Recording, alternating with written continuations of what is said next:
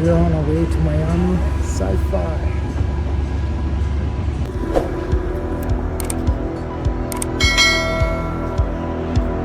Welcome back to the channel. In this video, I headed back to Miami to attend the film festival that first brought me to America back in 2019. The Miami International Science Fiction Film Festival, or MISFI in short. I took a night flight from Phoenix Sky Harbor International Airport in Arizona heading to Miami International Airport, which is a 4.5-hour flight.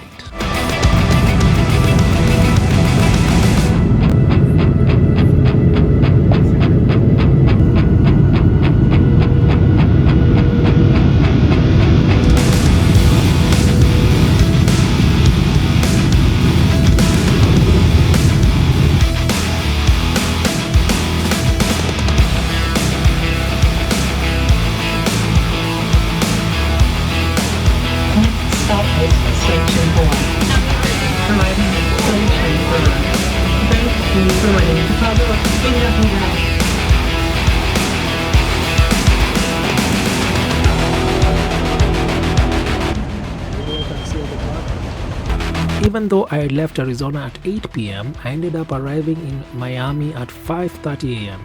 since I had to cross several time zones. This ended up helping me since I didn't have to spend a night at the hotel.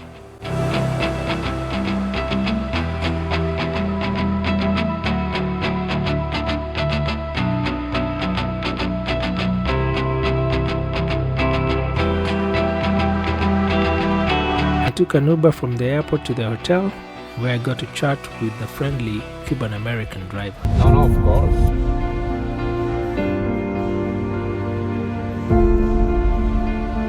In my previous visit, we were several international filmmakers and we got to share an Airbnb house. Miami is very expensive in late March because of spring break, where college and university students usually flock it to have a short vacation. The prices for flight and accommodation and even other things are usually doubled or even tripled because of the high demand. This time round, I got to share a hotel room with one of the filmmakers from New York. That actually saved a lot of costs for me.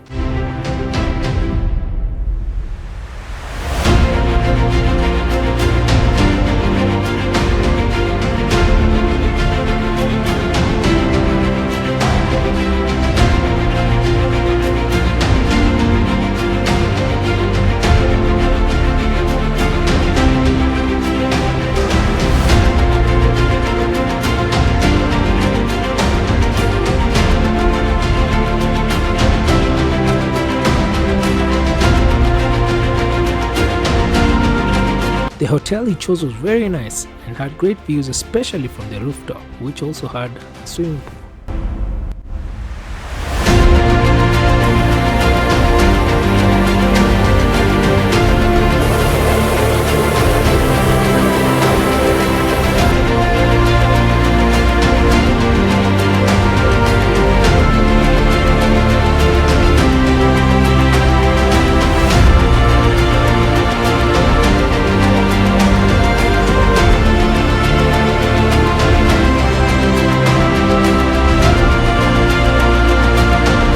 It also had a well-furnished gym, but I didn't get time to use it.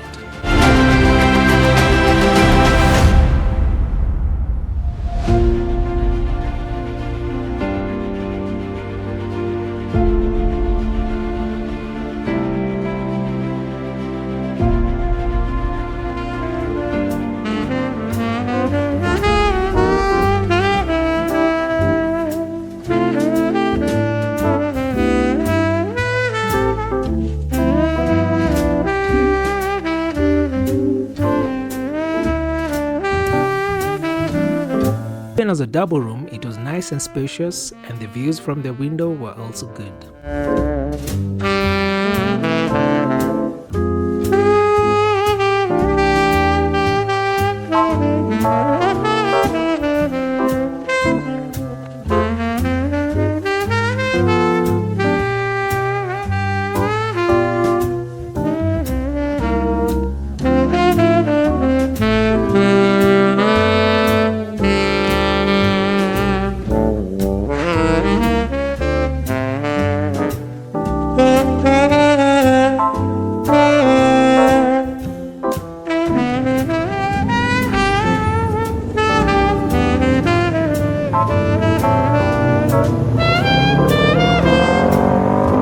took a walk down to the pier and even visited a park that was right next to the hotel.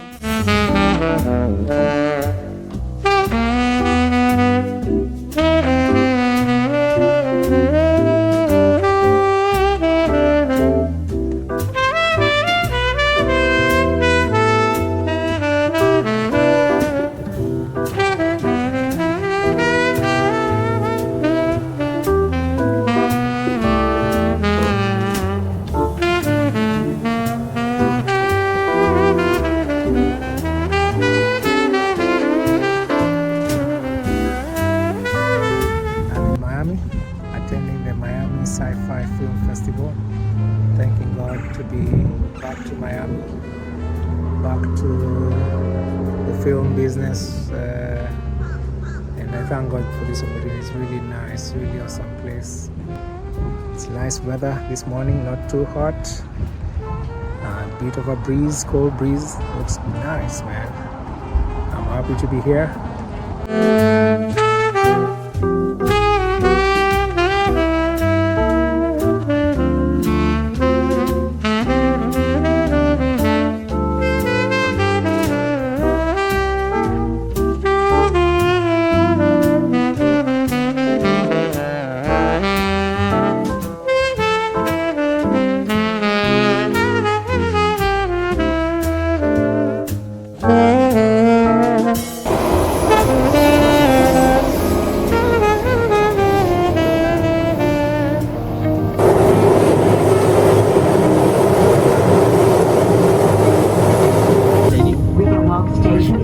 When I got back to the hotel, my roommate and I took a Metro Mover ride to the festival, where we were able to get great views of downtown Miami.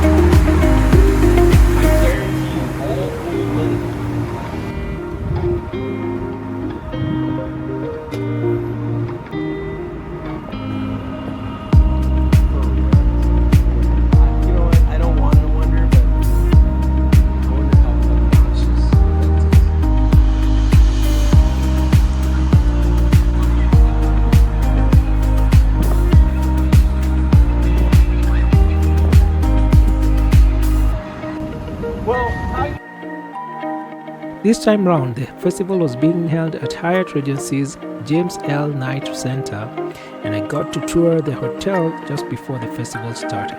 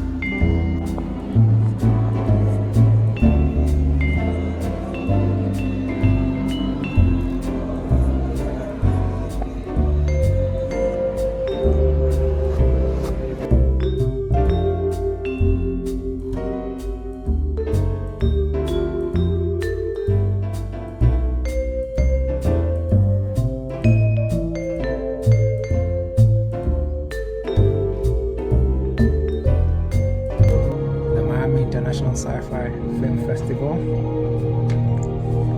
I'll be speaking and I'll also be part of the panelists. I won my first Best Afrofuturism Film here award, and so I'm really happy to be here.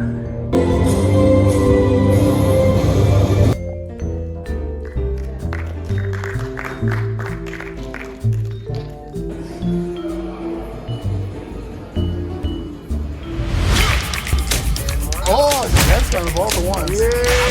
Honestly, that tries and never blooms. And then I became an Arsenal fan for soccer. And then ever since I became a fan, they haven't won shit. So I'm like, you know. That evening, we got an awesome Mercedes convertible ride back to our hotel from one of the attendees. It felt like being in one of those Bad Boys movies, which are usually shot in Miami.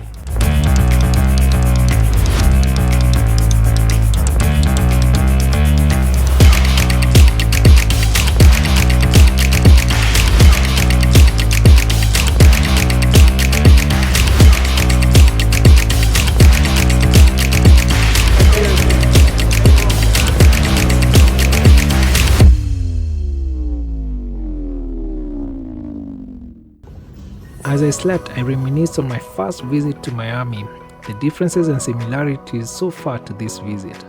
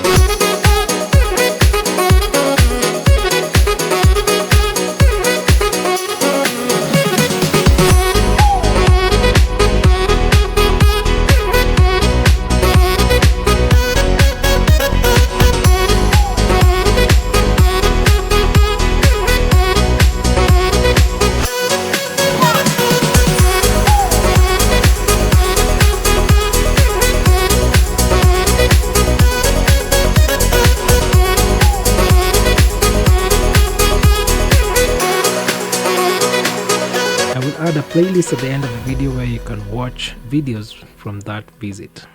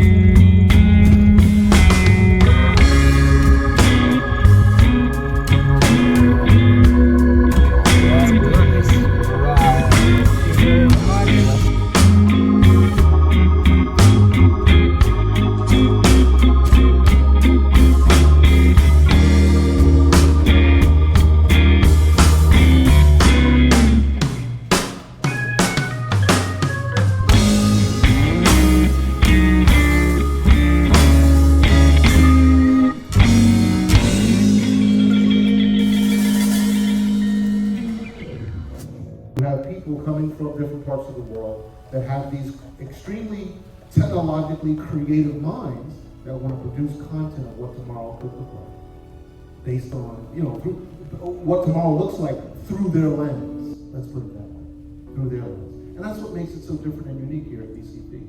We're probably early on. We've seen this, this is what I'm showing you today. This has been going on for the past 7 years. And BCP is just, we have increments of this now. And it's full steam. So now half of the films are made in the United States. The other half of the films coming from all these places. It's very interesting. I was first here back in 2019 in season 6. That was the first time they actually put a category known as Afrofuturism, non-African futurism. So I want to quickly just take you through our story. The film I was talking about is called Cambo. So we want to first check. When we first came here, the category was Afrofuturism. That was 2019. At that point, that had been the category, any film coming from Africa or from the Black. But that same year, there are some writers who decided to change, brought in African futurism to separate the two. And that, I don't know if for you guys it makes sense, it's just that our context is very different. Afrofuturism is now predominantly what comes in from the diaspora, Black in the diaspora, mostly Black, right? African futurism combines both to get the whole African continent. It's very specific to content coming from Africa. What inspired you to make science fiction? Why? Why sci-fi? Why not a romance comedy or horror? Yeah, so for me, it was more of a social thing I talked about in the past season of here. I looked at it from a political point of view. This is what I wanted to achieve as Kenyans, where we want to be. They put together a lot of visions, but people could not relate to those visions because they could not see themselves in that world. So the idea was to create a world where, what kind of world would I want, or in terms of the country I want to have. So I had the opportunity, the only way to do it is through sci-fi. I have to show this world that does not exist, but it's where I think we can be. Not necessarily every element of it, but in that future Kenya has the potential of being very far, go very far. Back in 1964, not as Kenyans, but there was an Italian NASA were touring actually launching the rockets just off the coast of Mombasa, which is in Kenya. And when eventually one of the audiences actually reacted to that. We were actually doing that, we should have been very fast if our leaders actually followed that. So I was happy because it impacted them the way I wanted, creating a world they can see themselves in future. And sci-fi was the only way to deliver it. We prefer that people are sitting. Yeah, because why? Because you might fall. Well, you're not gonna fall. I mean, but you might.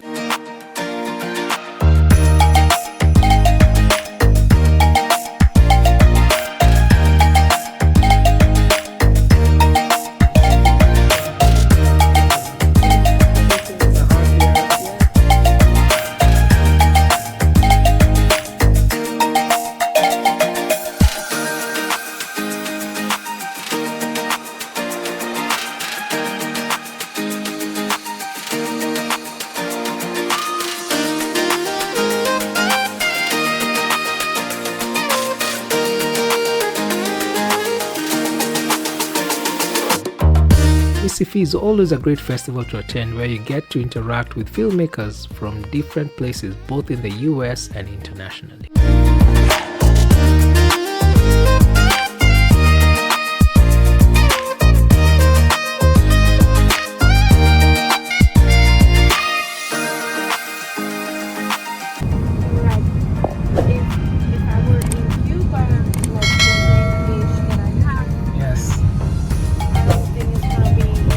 Miami is such a beautiful city, especially during the golden hour, and my sunset ride to the airport did not disappoint. I had a great chat with my Cuban-American Uber driver.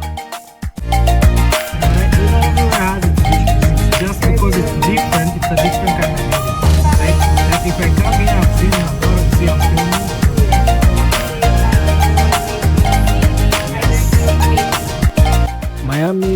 proximity to Cuba means you have many Spanish speakers, and the airports usually use both English and Spanish when making their announcements. That's my roughly 36 hours in Miami, and I hope you enjoyed following along. Please remember to like, comment, subscribe, and even hit the notification bell so that you can be able to get notification for future videos. God bless you.